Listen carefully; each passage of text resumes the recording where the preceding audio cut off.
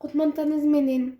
Эгерде сиз ишке кечигип турабыз, мен азыр аябай даамдуу жана тез тосту жасоого көрсөтөм. Bizge nan, kelempir, sır jana pomidor kerek bolot. Pomidor менен келемпир төрткө бөлөбүз. Анан кийин сыр жана нан экөө бөлөбүз.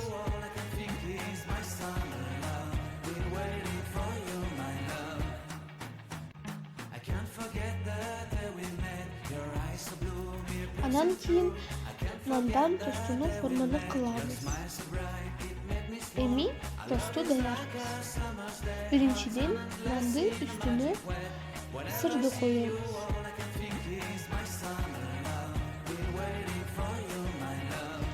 Сырдык üstünde келемпир коебуз.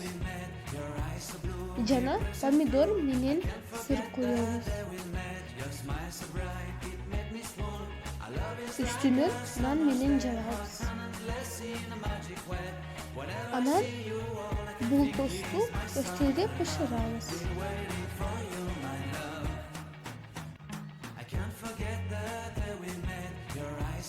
2 minut күтөбүз. Ал эми биздин тост даяр. Бизге Ал эми биздин тосту даяр. Тамагыңыз даамдуу болсун.